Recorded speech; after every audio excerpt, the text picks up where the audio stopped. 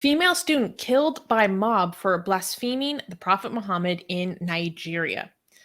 On May 12th, two suspects were captured for the murder of alleged blasphemer Damir. I'm going to start over. Next news. Female student killed by mob for blaspheming Prophet Muhammad in Nigeria. On May 12th, two suspects were captured for the murder of alleged blasphemer Deborah Samuel by police in northern Nigeria.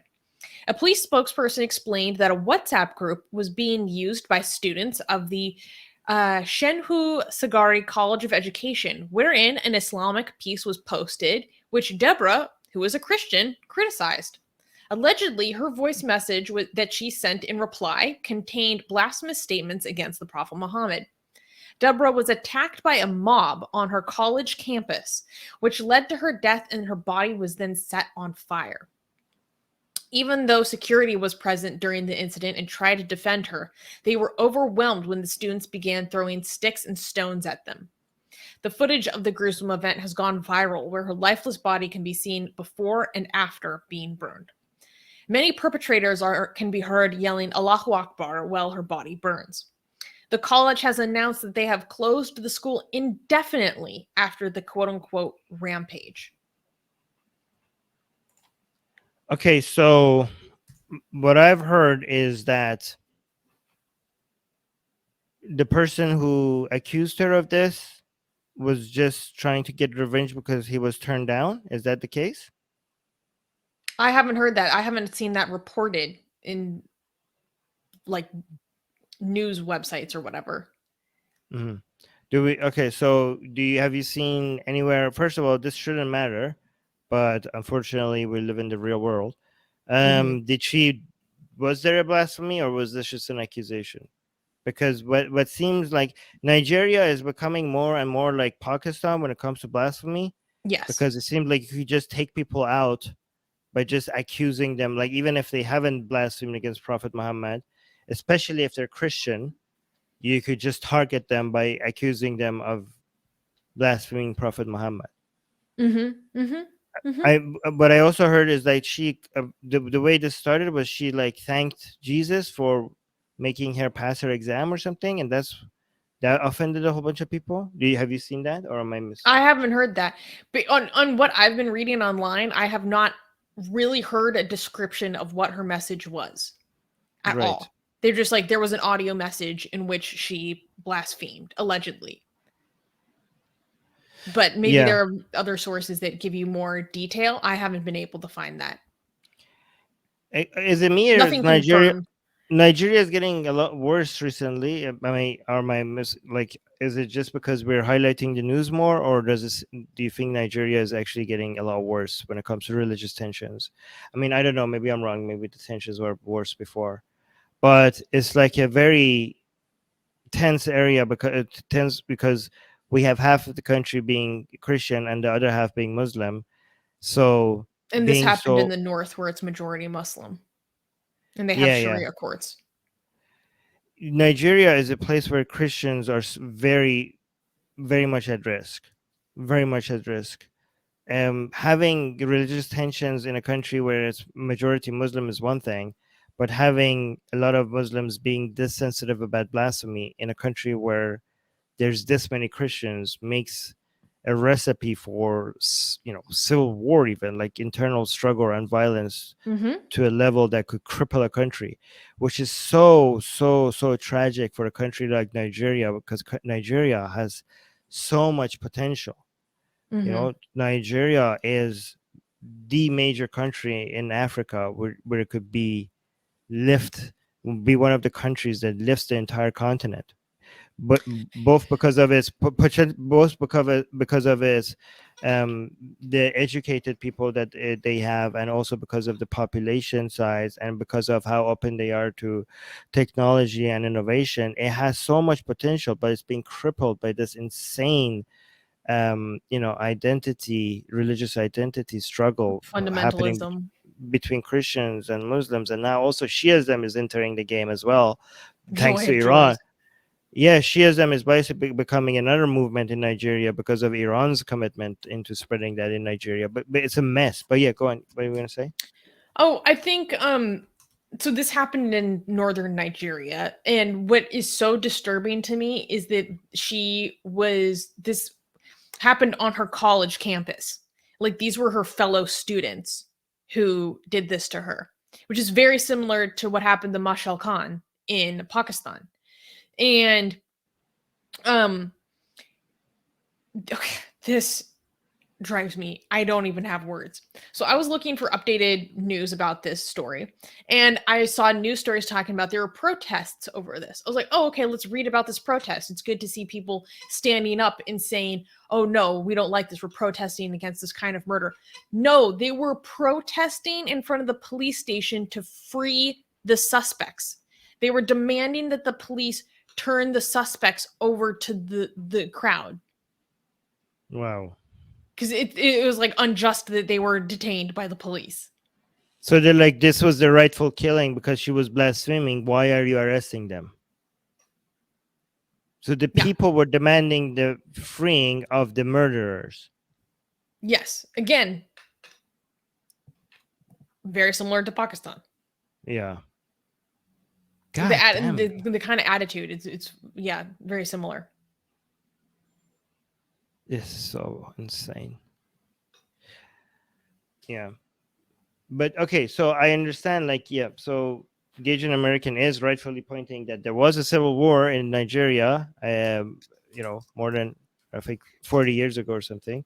But recently, more recent times, things do seem to be tensing up. Or am I imagining things? Like, I think you're right. I mean, well, I've, kind of been tracking religious freedom issues. There has been a lot of attacks on Christians in Nigeria recently that, like, we don't even cover. There has been a lot of blasphemy cases within the past 2 years. First, there was Mubarak Bala, and then there was Aminu Sharif, who was a Muslim who was sentenced to death by hanging for blaspheming the Prophet Muhammad because he was Muslim himself. And then they even sentenced a 13-year-old boy for blaspheming Allah to 10 years in prison. Wow. I think he was able to, I think maybe they dropped the charges against him, but only after a legal fight. A child. There was international outrage over what happened to, I think his name was Umar Farouk. I don't know how I remember that. But yes, so I think it might be kind of similar to what's happening in Pakistan, where because of the pandemic, a lot more people are online and spending more and more time online. So they have more time to see people engaging in behavior that they might take offense to and might happen to find blasphemous. Because I believe, we haven't seen studies over this, but I believe that's partially what drove a huge explosion of blasphemy related FIRs or police reports in Pakistan. Like dozens a month, which is quite a lot. It's a huge escalation. I think that might be part of the reason why we're seeing a lot more of it. I'm not sure though.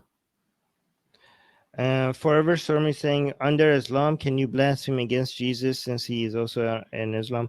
No, you cannot. You should not be blaspheming against any Muhammad, any prophet, including starting from Adam.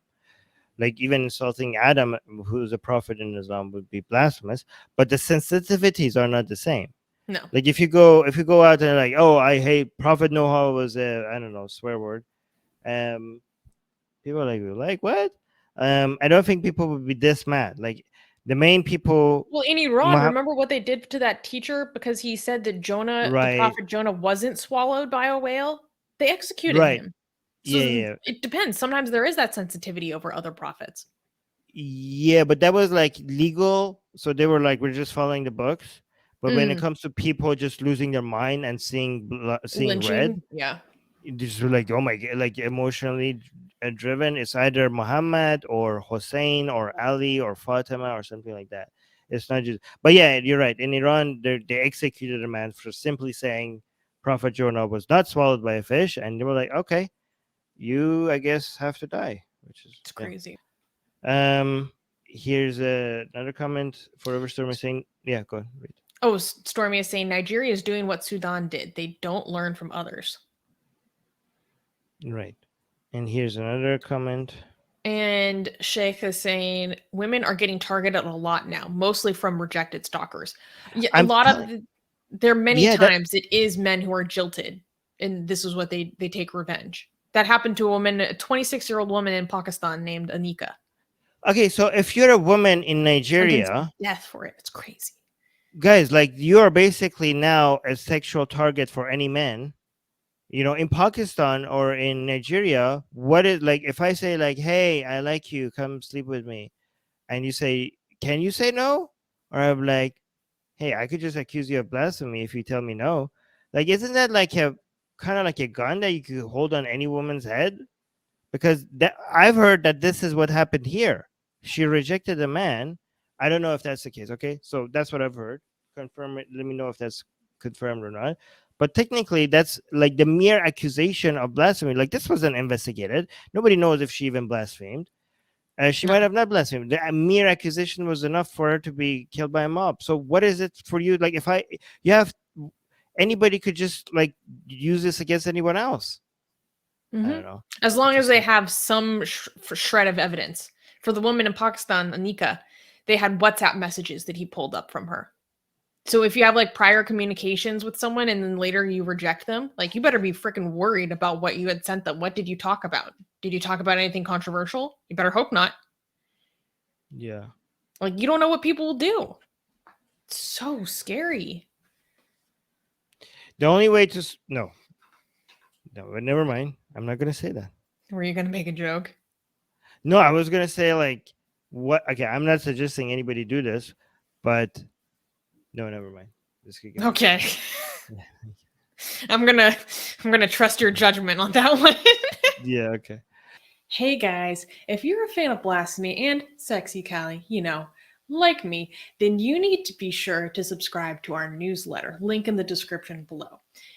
Because if you subscribe, we will send you a free copy of our Blasphemous Art ebook. And let me tell you, it is the tastiest blasphemy that you can find anywhere available today. And we are so generous with our blasphemy that we continue to send you more blasphemy every week. So make sure to subscribe, link in the description below.